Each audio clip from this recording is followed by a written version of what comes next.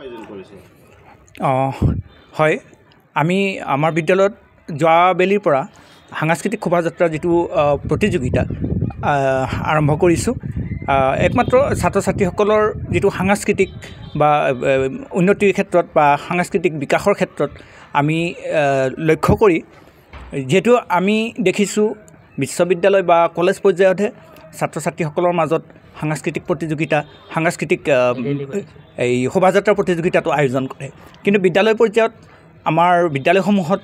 তেনেকুৱা ব্যৱস্থা লোৱা দেখা নাই গতিকে আমি প্ৰথম বাৰৰ কাৰণে যোৱাবেলিৰ পৰা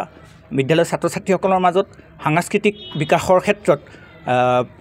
এই লক্ষ্য কৰি আমি সাংস্কৃতিক শোভাযাত্ৰাটো প্ৰতিযোগিতা হিচাপে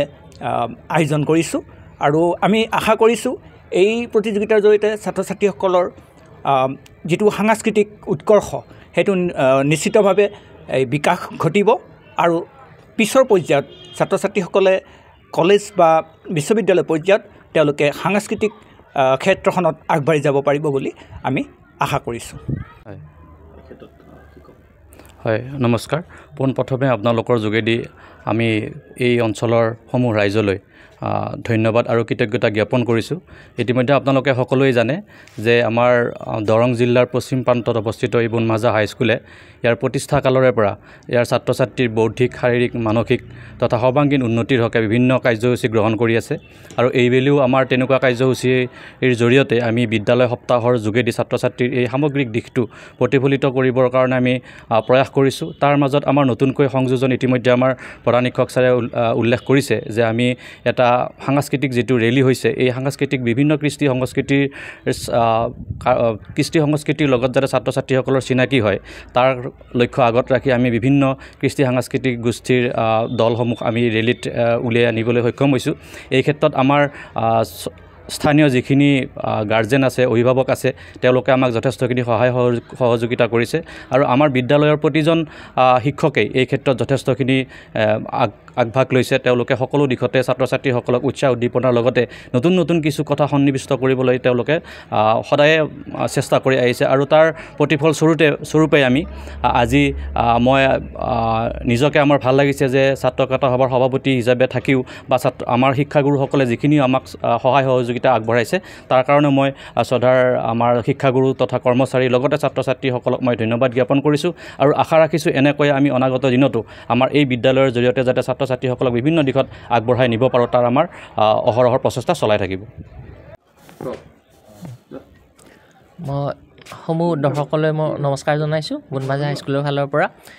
বুনমাজা হাইস্কুলে এখন ঐতিহ্যমণ্ডিত শিক্ষানুষ্ঠান বৰ্তমান এতিয়াও প্ৰায় 44 বছৰ পাৰ কৰিলে পৰিক্ৰমাৰ আৰু বিভিন্ন অঞ্চলত আমাৰ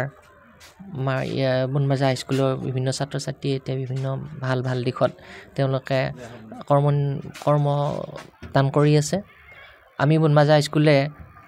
আমাৰ বিভিন্ন এই অঞ্চলত ছাত্ৰ ছাত্ৰীৰ মাজত বিভিন্ন আমি নতুনত্ব দিবৰ কাৰণে আমি চেষ্টা কৰি আছোঁ আমাৰ এইবেলি আমাৰ যি ছাত্ৰকতা সভাৰ যি বিদ্যালয় সপ্তাহ অনুষ্ঠান হ'ল তাত আমি আমাৰ সাংস্কৃতিক এটা শোভাযাত্ৰাৰ প্ৰতিযোগিতা আমি আয়োজন কৰিছোঁ ইতিমধ্যে এই প্ৰতিযোগিতা হৈ গ'ল আৰু এই গোটেই